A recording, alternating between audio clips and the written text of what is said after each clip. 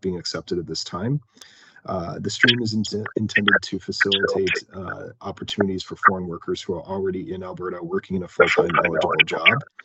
So the province already has more than 104,000 temporary foreign workers in the province. So the stream is in very high demand. As I pointed out a couple slides earlier, we do have an application inventory exceeding 7,400 applications, most of which are in the Alberta Opportunity Stream. So with other streams and priorities that the province needs to address, it has been, the application intake has been temporarily paused. We do continue to work on the applications received and are trying to get through them as quickly as possible. The Alberta Express Entry Stream is for skilled workers in the Federal Express Entry Pool. So we'll go into a few more details later on in the deck, but Express Entry is the federal system that manages their application intake for skilled workers. And 3 programs manage that: the Canadian Experience Class, the Federal Skilled Workers Program, and the Federal Skilled Trades Program. So any nominee going through Express Entry has to meet one of those 3 federal categories. Now, in addition to that, however, we select through different pathways and initiatives, including the Dedicated Healthcare Pathway, the Accelerated Tech Pathway, both of which are focused on streamlined processing times, and family connection and occupation and demand, and priority sectors including agriculture, construction, tourism, and hospitality. The Rural Renewal Stream is for designated communities. So rural communities with populations less than 100,000 can apply for designation, and if approved, can endorse candidates based on local full-time job offers and needs. This includes the Economic Mobility Pathways pilot to help skilled refugees resettle in rural Alberta. So that pilot is operated through the Rural Renewal Stream. The Tourism and Hospitality Stream. So this was recently introduced and was a mandated priority for the ministry. So that first application intake opened on March 1st, and that is intended to help businesses in the sector support temporary foreign workers after 6 months of work experience in their occupation with an eligible employer in the industry. Next slide, please. Now, in addition to those 4 worker streams, we also have 4 entrepreneur streams. So there's the Graduate Entrepreneur Stream, which is intended to help international students who have graduated from a publicly funded Alberta post-secondary institution and want to own and operate a business in Alberta. The Foreign Graduate Entrepreneur Stream is for foreign educated graduates outside of Canada who want to start a business in Alberta and obtain a recommendation from a designated agency. The Rural Entrepreneur Stream is for entrepreneurs who want to own a business in a participating rural Alberta community. So there are about 53 currently participating rural Alberta communities if the entrepreneur completes an exploratory visit and has the support from the community for their business proposal, then they would be eligible to submit an expression of interest. Farm Stream is for entrepreneurs with the financial resources and farm management experience to establish a new or purchase an existing primary production farm in Alberta, and preference is given to agri-food priorities. We work very closely with agriculture and irrigation on that stream to ensure that the enterprise, the farm being proposed meets those standards. So the graduate, foreign graduate, and rural entrepreneur streams all require somebody to be owning and operating their business for a minimum of 1 year before they would be eligible for nomination. The farm stream does not have that requirement. It's a straight to permanent residence process. Next slide, please, and I'll turn it over to my colleagues to take that over.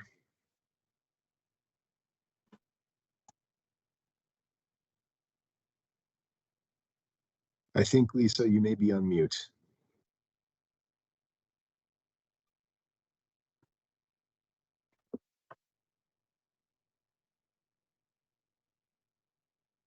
I could unmute you. Hi, can you hear us now? Yes, we can. Thank you. Okay, sorry. Thank you. I'll start that again. Good morning, everyone. My name is Lisa, and I'm going to go over the Alberta Opportunity Stream with you today. As Tim had mentioned earlier in the presentation, the source of truth for us is always our website. Any updates that we have, for any interested candidates for any of the streams we have, they should be reviewing all of our eligibility criteria on the website. But I am happy to go over some of those key criteria for the Alberta Opportunity Stream. At the time of application and assessment, candidates must be working and living in Alberta. The candidate will need to have a valid temporary resident status work permit for an eligible occupation. If you go onto the Alberta Opportunity Stream webpage, you will see a list of ineligible occupation. Please review that before moving forward and ensuring that the occupation you have is not part of that list.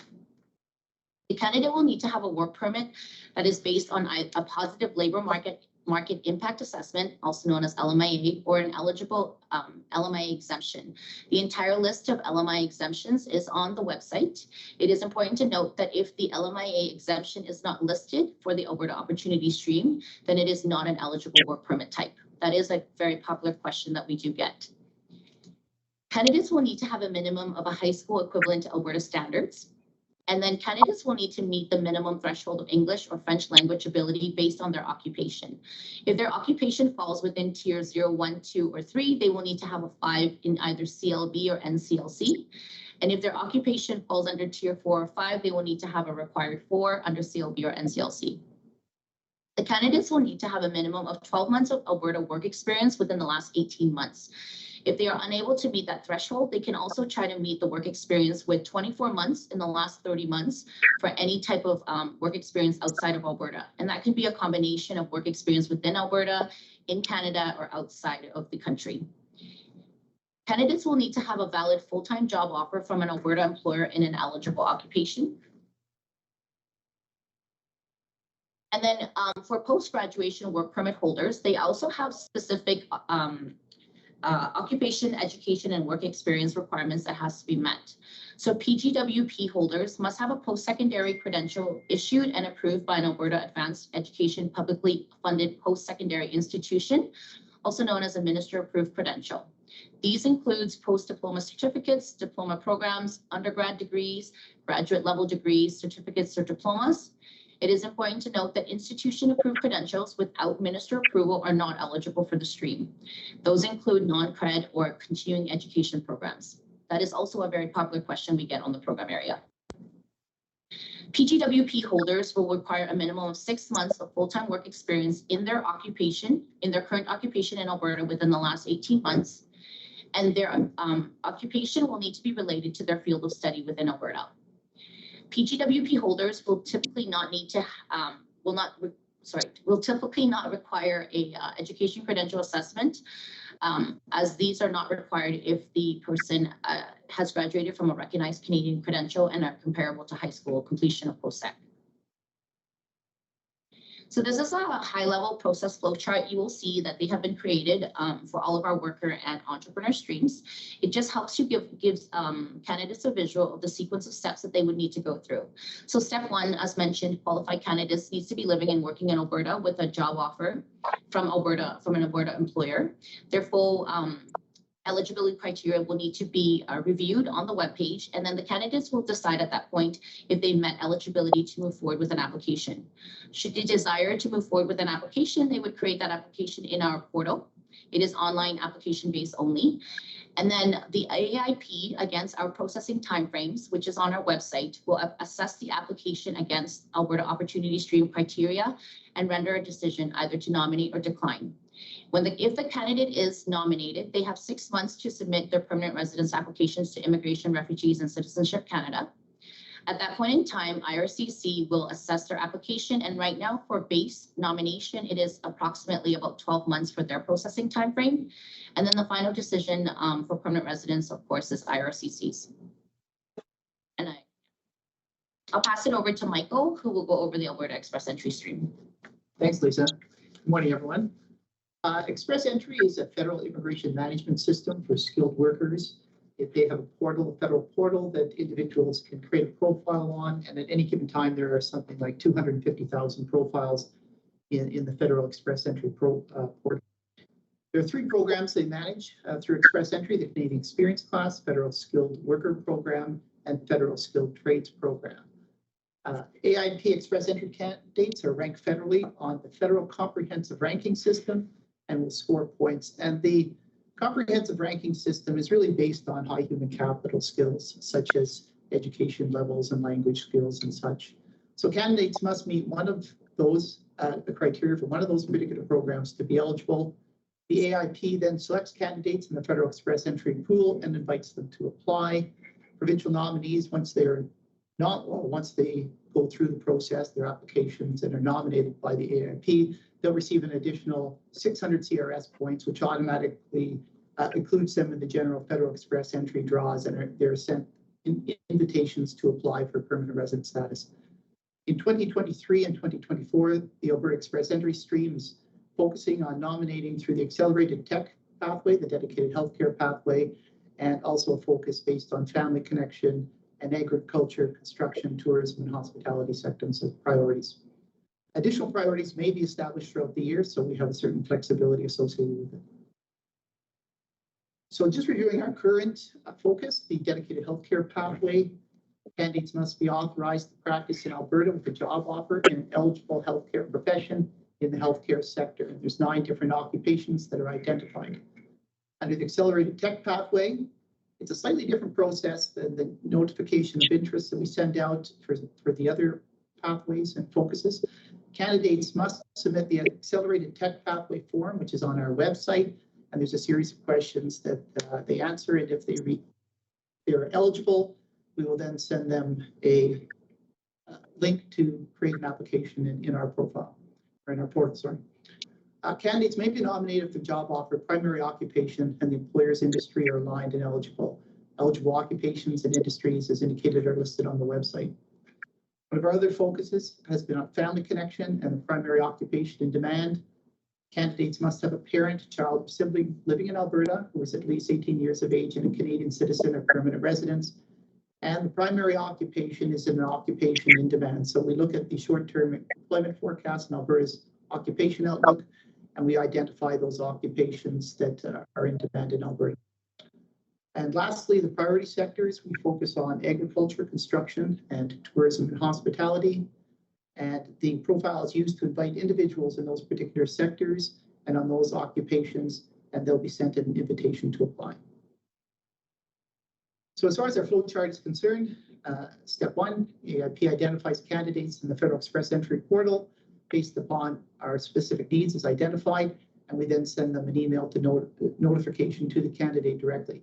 Candidates then have 30 days to send AIP a confirmation of interest in applying to AIP. And once they've sent that expression of interest to AIP, we then send them a link so they can create an application in our portal.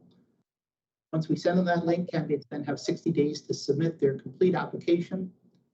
Once the application is received and the Alberta Express entry criteria has been met and selection parameters have been met, we then nominate the individual. Once we nominate the individual in the federal portal, the nominee has 30 days to accept. And as indicated earlier, once the candidate accepts, they receive 600 comprehensive ranking system points, and the IRCC would then invite them to apply for permanent residency through the program. Usually the IRC does their draws every 2 weeks based upon CRS points. So once an individual is nominated, they may wait up until 2 weeks before they actually receive that invitation to apply from IRCC. Once they have that invitation, the nominee then has 90 days to submit their permanent resident application to IRCC. And the IRCC, once they receive it and assess it, it usually takes about 6 months or so before they issue their final decision to do. Thank you. So I'll pass it on to Natalie. Thank you. Thanks, Mike. Good afternoon. Good morning, everyone. So I'll be talking about the rural renewal stream. So the rural renewal stream is a community-driven process. Communities must first apply to receive the community designation to the AIP, and then we will evaluate their community eligibility. To participate, communities must have the capacity to attract, recruit, and welcome newcomers to their communities. They must have a population of less than 100,000 people in order to be a designated community with our program. The designated communities must also work with local employers who have permanent jobs and can demonstrate that these jobs could not be filled successfully with Canadian citizens or permanent residents. The designated communities can endorse candidates for a nomination based on a full-time job offer from a local employer and their recruitment efforts. The AIP evaluates the endorsed candidates against the program criteria, so the candidates do still need to meet specific program criteria to be eventually nominated. If the candidate is in Canada, they do not need to provide settlement funds, but if they are outside of Canada, they do need to provide settlement funds. Next slide, please. So as Tim had mentioned, the EMPP, which is known as the Economic Mobility Pathways Pilot, that program is within the Rural Renewal Stream. And this program has been given to us by the federal government. It allows for us to nominate qualified refugees and other displaced people with the opportunity to immigrate to Canada via an existing economic immigration program. So we are now participating in the EMPP program through our Rural Renewal Stream. Now, what does that mean? That means that candidates must meet the Rural Renewal Stream eligibility criteria, but there are some distinctions for specifically EMPP applicants. So some of the distinctions are shown here in the slide. So they must have a referral partner letter. I'll be talking a little bit about who we work with as referral partners. They must also have 12 months of work experience in the past 10 years compared to the last 18 months. So we did extend the time frame to allow for folks that are in this situation to kind of use some qualifying work experience. It may not have been in the last 18 months, which is why we extended it to 10 years. They are not required to demonstrate minimum settlement funds, which is different than the regular Rural Renewal Stream criteria. And they're also not required to provide an ECA, also known as an Educational Credential Assessment. However, if applicants do have that, we do ask them to submit it, but it is not a requirement because we are aware that refugees and other displaced people may not have the opportunity or may not be able to obtain their credentials. And this is just, again, a high-level process flow chart of the Rural Renewal Stream. So as mentioned, it first starts with the designated community process. So the community must be designated first in order to participate in the Rural Renewal Stream. Once the community has received that designation by our program, they work closely with the employers in their community to try to attract and recruit foreign nationals. Then the employer would make a job offer to the foreign national. The community would review the application. They would also endorse the foreign national in collaboration with the employer, and they would provide the applicant with an endorsement letter. Once the applicant has this endorsement letter, they can go ahead and apply for the Rural Renewal Stream program directly on our portal, and we would assess that application against the stream's criteria and then either nominate or decline that application. Once the nominee has received that nomination, they would use that nomination to apply to IRCC for permanent residence. And then they also have the option to apply for a letter of support to apply for a work permit so that they can come to Canada prior to receiving their permanent residence. That is an option. Currently, RCC is issuing permanent residence in about 12 months. So, you would consider the timeline for a Rural Renewal Stream process. And then in addition to that, the timeline from IRCC to grant the permanent residence. As mentioned, there were some distinctions with the EMPP program, and I've listed them here on the left. And then some of the partners that we're currently working with are 8 referral partners, and this is specifically just for the EMPP program. So we're working with Focus, the Hebrew Immigrant Aid Society, International Rescue Committee, Jumpstart Refugee Talent, Refugee Point, Talent Beyond Boundaries, Talent Lift, and World University Service of Canada, also known as WUSC. Next slide. Thank you, Jamie. Over to you, Lisa. Thanks, Natalie. You're on mute. Hi again. So I will go over the final worker stream that we have. As Tim mentioned earlier, it is our newest worker stream. Tourism and hospitality was announced on February the 13th, and we are very proud to have accepted our very first application as of March 1st. So again, all of our criteria should be reviewed on the website, but again, we will go over some of those key criteria here. So at the time of application and assessment, the candidate must be living and working in Alberta with a single approved tourism and hospitality employer. The candidate will need to have a valid temporary resident status work permit for an eligible occupation. For this stream specifically, the list of eligible occupation is 18. There are only 18 occupations we accept. They are listed under the on the website. If the occupation is not listed, it is not eligible for this stream. And the eligible occupation is a combination of the different types of jobs that the sector have indicated is of dire need for the tourism and hospitality sector. The candidate will need to have a work permit that is based on a positive labor market impact assessment, LMIA, and that is the only type of work permit that is eligible for this stream. So that is another type of question that we are getting. If it is not LMIA based, it is not eligible for the stream. The candidate will need to have a minimum of 6 consecutive months of work experience with the same approved tourism and hospitality employer offering the employment contract. That means to say the person giving the job offer needs to be the person, or the employer offering the job offer needs to also be the same employer that all of the work experience has been garnered from in the last 6 consecutive months. The candidate will need to have a valid full-time job offer from the approved tourism and hospitality employer within one of the 18 eligible occupations. The candidate needs to have a minimum of a high school education equivalent to Alberta standards. And then for this stream, a minimum of CLB4 or NCLC4 is the requirement across all of the occupations listed. So there are occupations listed from tier 0, 2, 3, and 4, and 5, but we only require a minimum of a language ability of 4.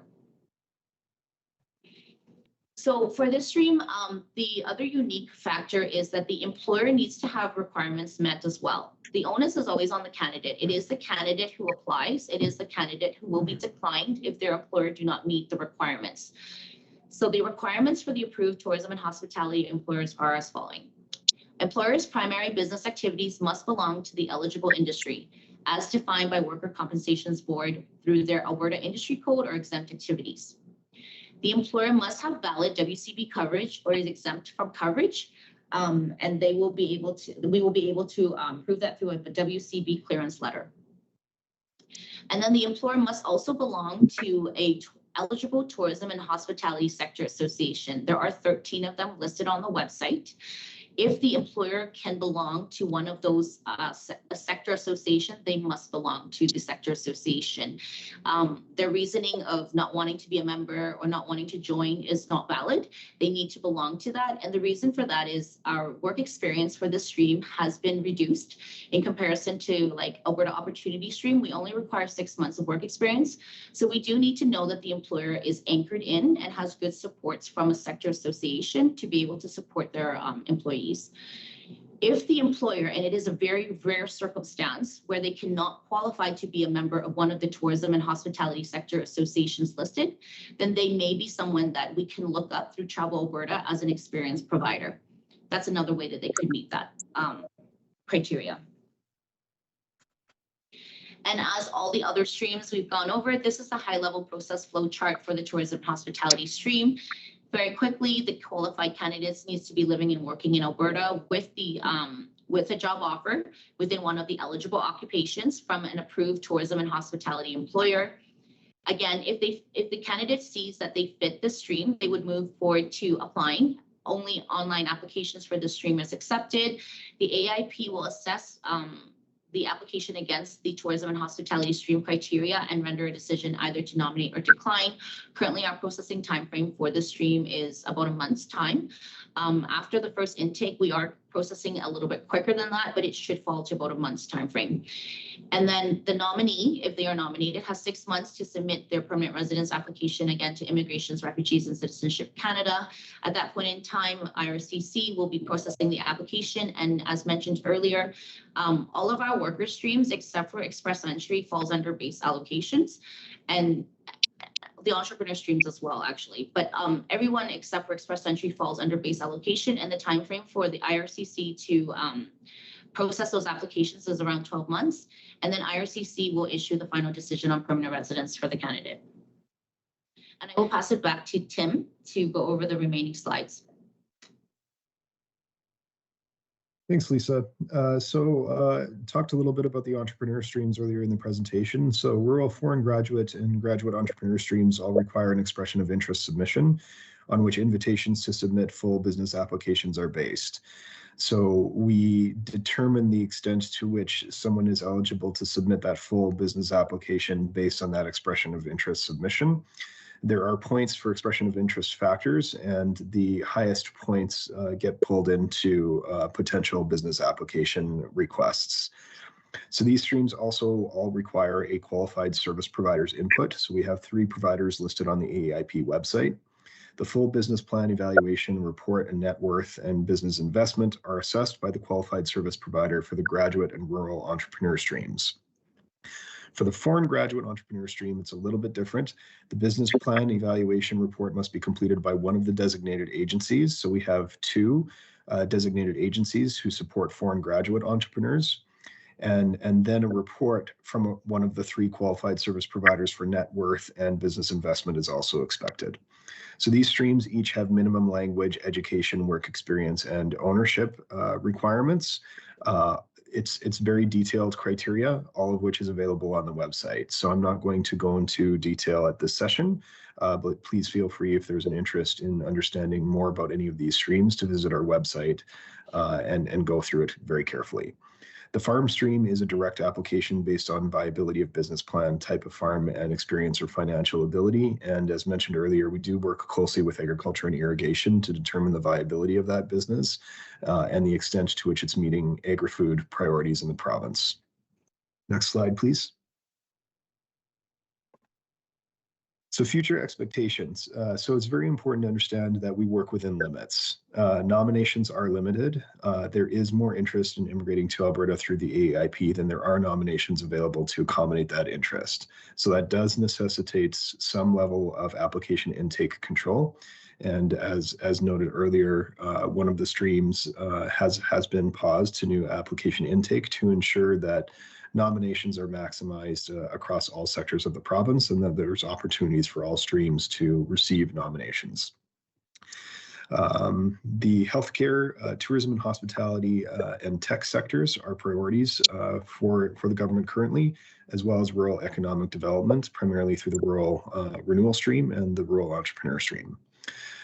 It's also important that through the application intake monitoring and the nomination production that we maintain reasonable service standards.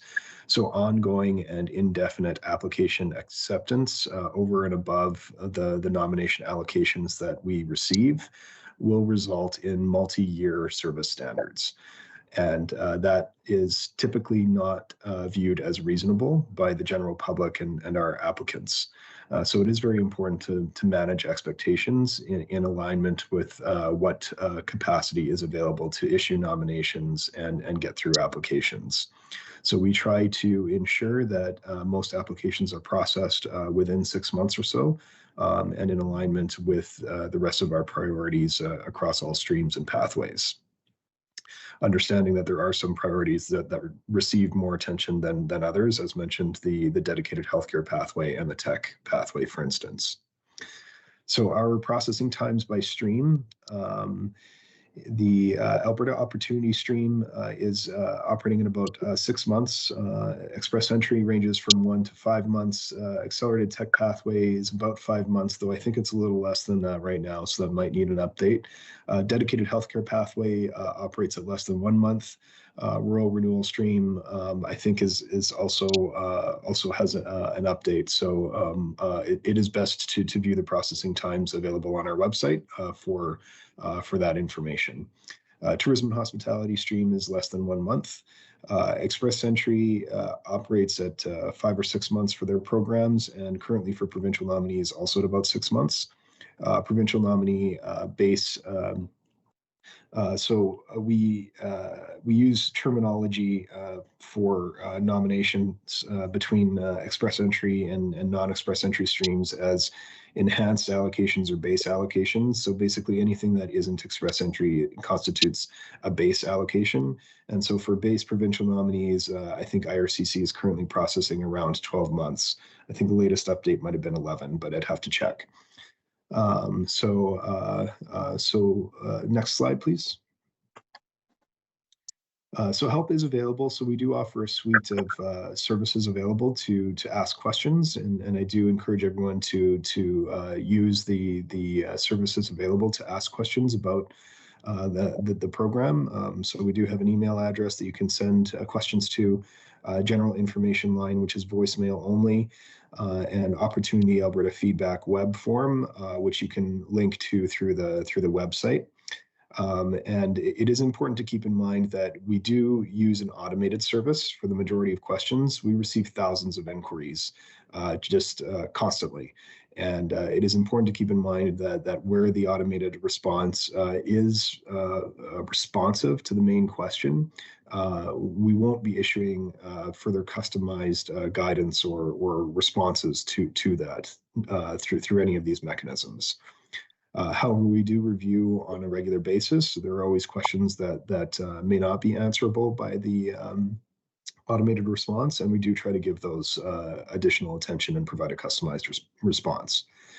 Entrepreneur Streams have a dedicated email service. We often receive general inquiries about the program broadly through that service. That service is intended specifically for prospective entrepreneur applicants who have read through the criteria carefully and have questions specific to criteria components that they have read and are seeking additional clarity on what has been carefully already reviewed in the process of preparing an expression of interest or business application. So that's what that service is intended for. The Rural Renewal Stream also has a dedicated email service, and it is primarily intended for communities to use. So community representatives seeking to know more about the stream or seeking clarity on existing participation and endorsement letters and criteria clarity and things like that. And we do meet with designated communities on a monthly basis to also be responsive to concerns and answer questions and provide additional information about the program. So we offer a very comprehensive service to the designated communities that are involved in the Rural Renewal Stream. Next slide, please.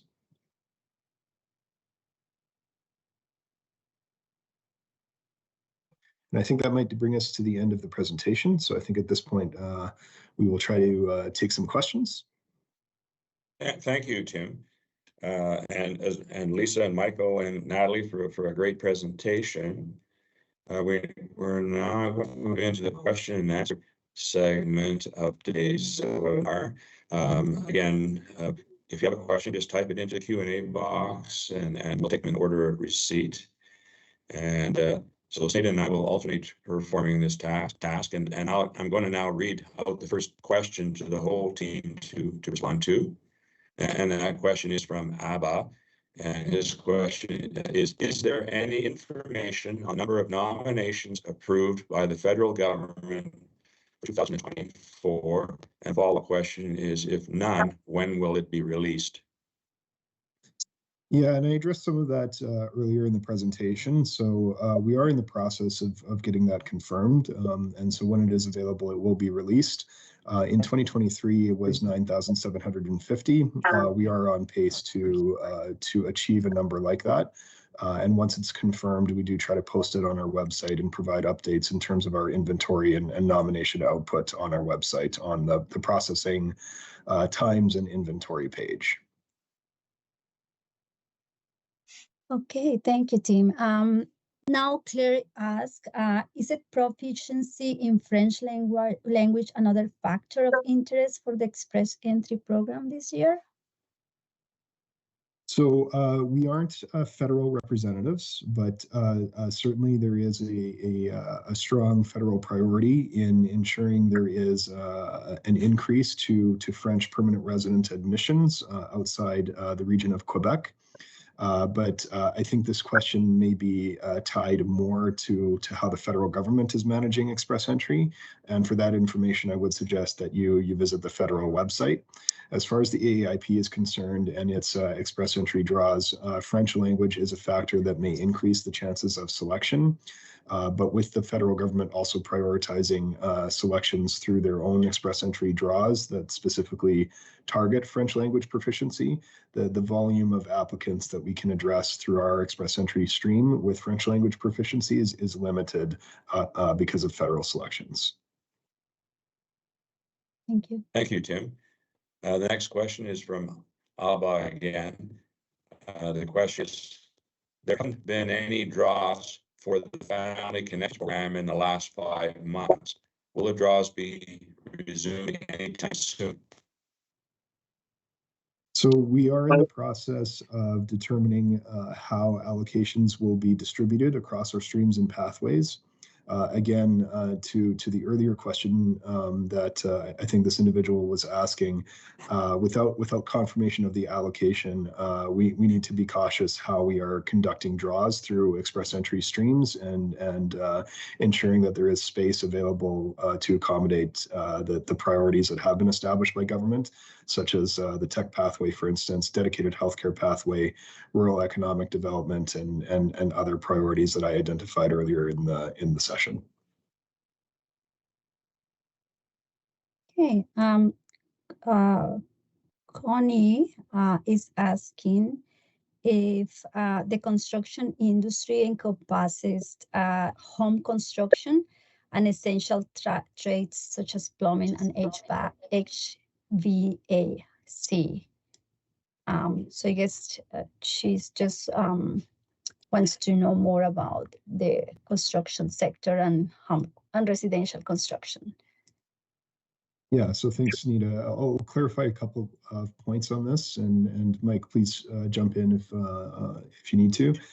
The government of Alberta doesn't recruit on behalf of employers, so there's no list established for employers to access through the selections that we do as part of the program. So in our express entry stream, we identify a number of factors that we look for within the federal express entry pool. Our view of that pool is limited. So we base the notifications of interest that we send to individuals on what is viewable. And of course, we mentioned the accelerated tech pathway and dedicated healthcare pathway. I'm getting some feedback a little bit from some others, but so maybe mute your microphone if you can. So we send notifications of interest based on what we can view in the pool, or with the accelerated tech pathway and dedicated healthcare pathway, which operate a little bit differently. There's a web form for the accelerated tech pathway to use, where we evaluate the submission on that basis. So I'm getting a little bit away from the question, but with the construction draws, we are primarily focused on the primary occupation identified by the individual in the express entry pool, and if those occupations as identified are connected to the sector. So typically trades are included as part of those draws. Mike, do you have anything you want to add? You can unmute, please. Okay, yeah, we look at the labor market information and identify those occupations that are in demand and stuff, and this changes over time as labor market information will. But historically, we've done draws on about 35 different occupations in that construction sector based upon the labor market information. But as I indicated, that information does change at times, and we constantly review it.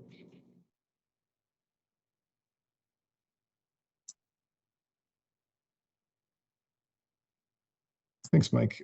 So I think we can move on to the next question.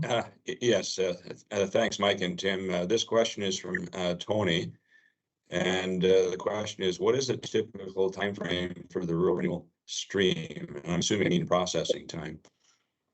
Yeah, I've so already I'll answer that. responded. Sorry, yeah. Questions that are have already been answered in the presentation. I've already answered it in the Q&A too, Don. You can skip that one. Thank you. Okay, so the next question is, if an applicant receives the express entry stream, does the AAIP PN to the applicant's EEE profile? And second part of the question, reason for asking if applicant wants to wait on processing with PR, because once they upload the PN, they immediately get enough points to receive ITA. Trying to delay that process so they can first apply for the WP, continue with PR once they arrive in Canada with WP. It will allow applicants to have the funds to pay for the PR. We have acronyms. I don't. And if you want me to Yes. read it, I can. It's quite a long question. Yeah, no, I think I get the essence of the question for the most part, and we simply don't have an ability to customize the approach for each applicant's preferences. So the program operates on the basis of the streams as described, and we have to process our applications as efficiently and effectively as possible. So yes, if we nominate, then it's uploaded fairly immediately.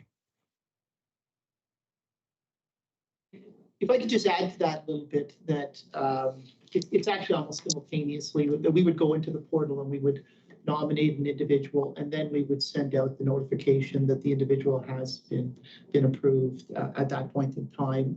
Historically, sometimes there were problems with the portal, so that if you did the reverse, indicated that the person is nominated, then tried to nominate them in the portal and it didn't work, then there'd obviously be issues. So it's virtually simultaneous that it happens at the same time. We do the nomination in the federal portal, and then we send out the decision letter to the applicant. Thank you. Thank you, Michael. Next question is Joanne.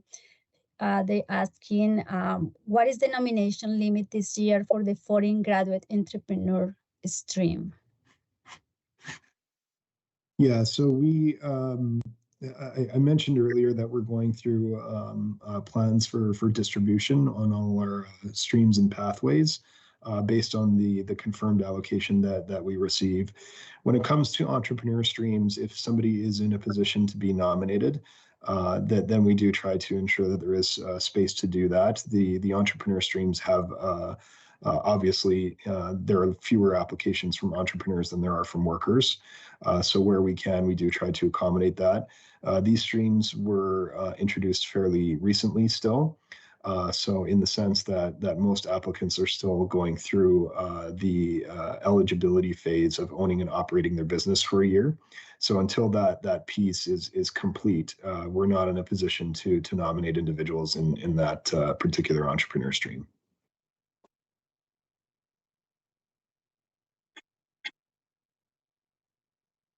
Thank you, Tim. Next question is from Nathaniel. Is Alberta going to ever start an international student route like the OINP for students who have studied here in Alberta and are now working here with Alberta? There's just some more to the Alberta companies and have ties here. Yeah, so the Alberta Advantage Immigration Program already nominates a significant portion of individuals who have a post-graduation work permit. So more than a third of the nominations have been going towards those who have post-graduation work permits. So, and again, working within the limitations of the allocations made available in the sector priorities, that there are no plans to address this outside of what already exists for the moment, at least. And that's all I can really answer about that. Thank you, Tim. Next question: when is the opportunity stream going to come back, as it's currently on hold? That's what Nathaniel is asking. Yeah, so the pause was implemented to address the application volume and ensure that there is nomination space available to address all priorities and streams and pathways of the program. So in that context, I can't say when it will return. We will always have a need for applications, to meet the allocation that we receive. But as mentioned earlier, we are going through the process of confirming that allocation. And once it's available and we understand the distribution for all streams and pathways for this year's allocation, then we can address when we're in a position to accept applications again for that stream. Thanks, Tim. Next question is from Tommy. What happens when an applicant arrives in Canada as a permanent resident through the AAIP tech pathway, but loses the job offer in the weeks following? Do they lose permanent residence and have to return? As a permanent resident, people have the same rights as a Canadian citizen, except for holding public office or voting. So there's not really an enforcement mechanism to address changing employment as a permanent resident. That's not the premise of nominating. Certainly the premise of nominations is intended to attract and retain individuals to the province in occupations and with a focus in particular sectors and occupations, but employment changes are a part of life for anybody, and that's recognized as part of the process. If the individual had obtained a nomination and arrived in Alberta on the basis of a work permit that's in connection with that nomination, then the change in employment would have to be addressed a little bit differently if it's before permanent residence. But after permanent residence, it's people are free to change occupations. Thank you, Tim. Aaron is asking if they require a labor market impact assessment if they want to access the rural renewal program. No, it's not a requirement. However, having said that, if the community is endorsing someone on the basis of an employer's job offer for somebody who's not already living and working in the province, then the employer does have to demonstrate that they have undertaken reasonable recruitment efforts to fill the position with a Canadian citizen or permanent resident prior to making the case to the community that they need to recruit internationally. Thanks, Tim. The next question is from Alex. Do I have to be in the federal pool before I can apply for accelerated tech pathway? Yes. Mike, do you have anything to add? No, you have to, in order to, when you send your form in, you actually have to have an active Express Entry profile so that's checked in the federal portal before an individual would be sent a link. So yes, you do have to have a profile.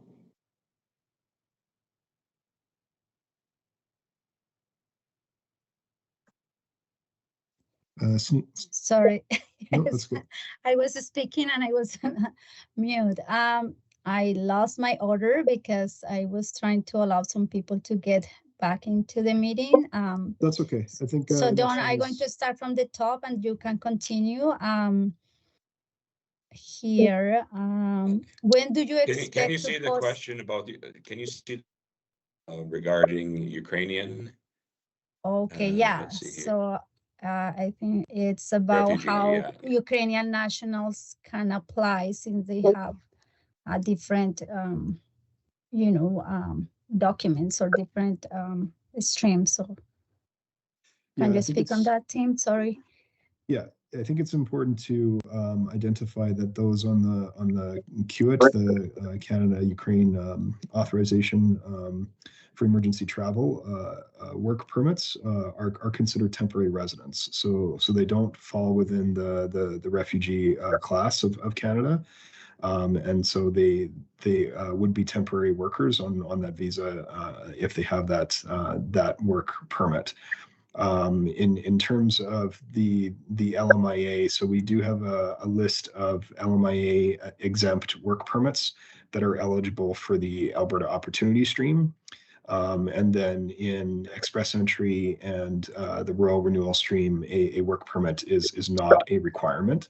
So then that would be navigated accordingly. And then in the tourism and hospitality stream, it does have to be an LMIA based work permit. So that would be the main area of the program where an LMIA is required, is in the tourism and hospitality stream.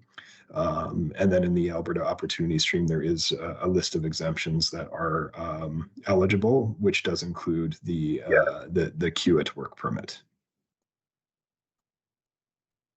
Thank you, Tim. Next question is from Vidette. I am part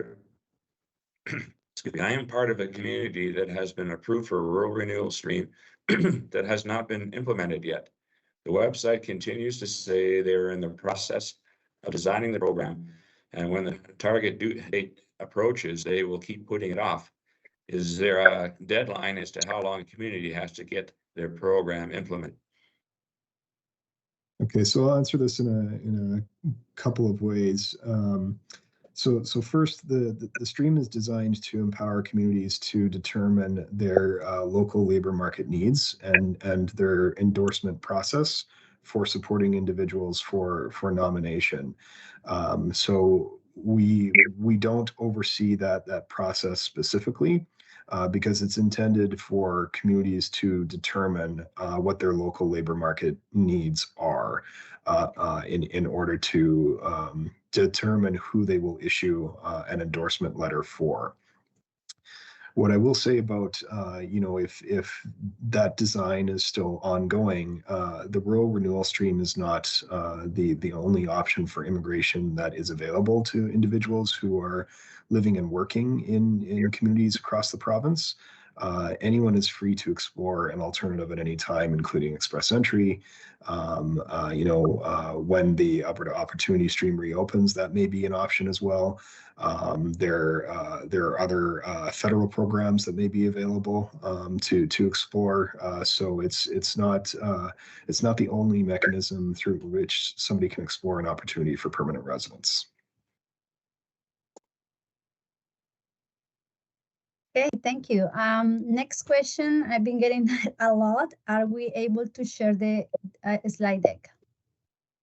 We don't typically share our slide decks, and the reason for that is because the program undergoes changes on a regular basis. And so while we are trying to provide content to help with the session delivery and the information flow and the visual aids, our source of truth is our website, and that's where we post our web updates, program updates, criteria changes, processing times, all of that material. So I encourage you to visit the website. The content we delivered today is available on the website, and that would be the best place to go. Next question is from Adam. How many entrepreneur stream applications can be approved each year for the province? Yeah, so again, like we have to sort of review and plan the allocation distribution across all our streams and pathways, including the entrepreneur streams for 2024. But that would be based on a confirmed allocation that we have for 2024. As I mentioned earlier, if somebody as an entrepreneur is in a position to be nominated, we do try to ensure that space is available. However, there are a series of requirements and milestones that entrepreneur applicants need to meet before they would qualify for that nomination issuance. So that's the best way I can answer that. Is it's a little bit open. We try to plan around it as best we can, but the volume of applications is far less than the volume we receive for worker streams. And so we are typically so far able to sort of accommodate that interest and eligibility as it comes up. Okay, Nathaniel is asking if the tech pathway can be broadened to accommodate those who work with the government. So I'll answer that in the sense that the accelerated tech pathway is focused on specific industries and specific occupations. And when the application falls outside one or the other, the business activities of the employer falls outside one or the other, or the occupation falls outside, then we are not able to accept that application. Again, the program works within limitations. And I think that needs to be recognized for prospective applicants and applicants, that we receive a limited number of nominations. And so the program does have to be structured around priorities and ensure that those priorities are met. Having said that, no matter the organization, if it can be demonstrated that the primary business activity of that organization is connected to an eligible sector, and the occupation is also identified as eligible, then we may be able to consider it.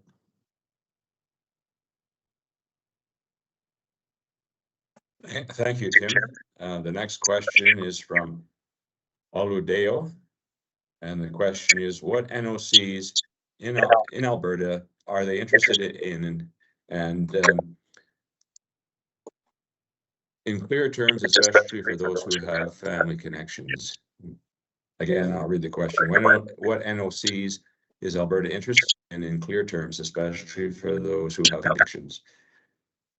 Yeah, we receive requests to identify the national occupational classification codes that we use for our express entry draws on a regular basis. We are not, we don't publish that material at this time because it changes depending on the draws we're conducting.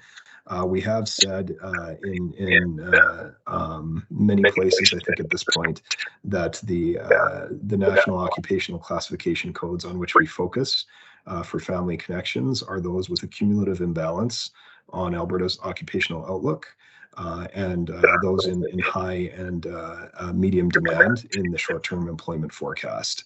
So those will sort of fluctuate, also in conjunction with the minister's mandate on maximizing opportunities for all sectors of the province. So that's as clear terms as I can provide, and those documents are available for access publicly, the Alberta Occupational Outlook and the short-term employment forecast. Okay, we have another question specifically for the rural renewal stream. They're asking if an individual is experiencing abuse by the employer who provided a job offer, a valid job offer, what this individual should do if they are fired later and then they have an application on the AIMP portal.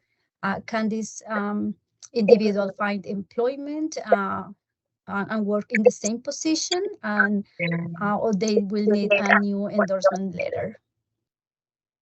So I think it's important to identify that the government of Alberta has a number of services available to respond to the needs of foreign workers generally. So it's not the Alberta Advantage Immigration Programs solely that's responsible for supporting foreign worker needs. And I think that's really important to highlight. So between Service Alberta and Red Tape Reduction, that department and what it does for overseeing employment agencies, recruiters, that's an important area to explore. In addition to the Temporary Foreign Worker Advisory Office, which is available to support the needs of workers, including reporting abuse and misuse, plus multiple mechanisms available through the federal government to help individuals experiencing issues like this. There is also the vulnerable open work permit that is available to explore for individuals who may have currently an employer-specific work permit and need to find an alternative to continue supporting themselves, but getting away from an abusive situation. So that material sort of would be available to be explored through the Temporary Foreign Worker Advisory Office. And that would be the main place that I would suggest in a situation like this, as well as potentially, reporting it through the mechanisms we have available on our website for inquiries, and we would try to review that circumstance in light of that reporting as well. Thank you, Tim. Next question is from Subhanile. Can you share some insight about the types of occupations included in the accelerated tech pathway? Sorry, can you repeat that question, Don? Can you share some insight about the types of occupations included in the accelerated tech pathway? That list is available on our website. So Mike, I don't know if you have anything to add to that. Yes, back when we originally started the Accelerated Tech Pathway, we had feedback from stakeholders identifying what those occupations would be at that particular point in time. That's I think almost about 2 years ago now. So that was part of what we went through in order to identify what those occupations were going to be. But Tim's correct. You can find the list on our website for further information. Thank you. And the next one is also related to the tech pathway, Michael. They asked me. Sorry, Yeah. Sunita and Don. Yeah. Just in keeping with time, I will start answering some of the questions in the chat because we only have 3 more minutes. So if you want to read like the questions at the very top, I'll start answering. We'll start answering the ones in the chat now. Thank you. Okay. Yeah, Lisa, I would also recommend that individuals need to use the mechanisms we have available on our website to submit questions. This isn't necessarily the best forum to be responding to questions in writing, and we prefer to do that through the mechanisms we have established on our website, the email addresses that are there, and so forth. So I would encourage individuals to explore that, and I think our presentation has been quite comprehensive to address most questions. Yeah, and it's 10:43. I think I'll ask this one, and maybe like Tim say, you can go to the website. I'll add the website, the Alberta Advantage Immigration website on the chat. But the last question is, can you please confirm the dollar value for settlement funds for the rural renewal stream? Does somebody need to have settlement funds for the rural renewal stream? Was that the question, Sunita? Yes, that's correct. So that depends if the applicant is already living in Canada. That information is available on the website. So settlement funds are only applicable in cases where the individual is not already living in Canada. Thank you. Thanks for that, Tim. And that concludes this morning's webinar. I apologize that we couldn't get to all the questions, and I encourage those whose questions we did not get to check the AAIMP program website for the answer. Sinead will provide that information. She'll just type that into the chat. And so thanks again, Tim, Lisa, Michael, and Natalie for your presentations, and to all of you, including Jamie, for answering attendee questions. Also, thanks to all the registrants in attendance. Hope you got a lot of valuable information from this webinar for the day and Easter long weekend. Yeah. Thank you, everyone. Thank you. Bye.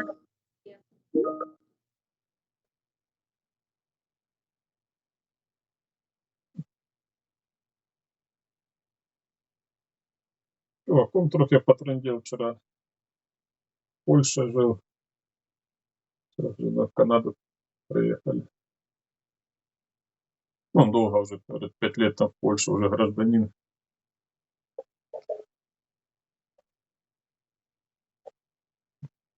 Решили в Канаде попробовать.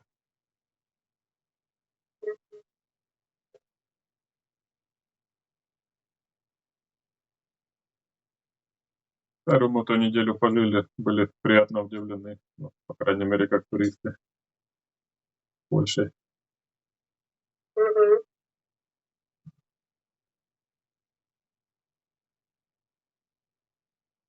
Они уже шоколадную комнату получили? Да, ну сказал прям гражданин уже. Просто карту. Это карту комнату получилось. У них это переравнивается. Ага. То есть у тебя есть этот, который ты уже полностью все права с ним. Ага.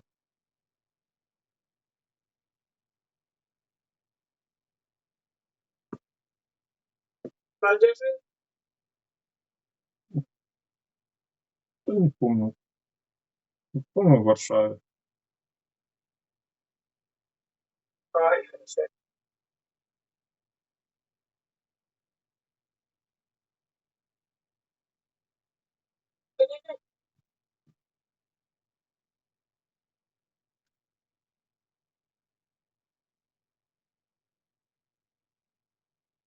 Вот. О, закончился мой этот уже. Ничего не разговаривал.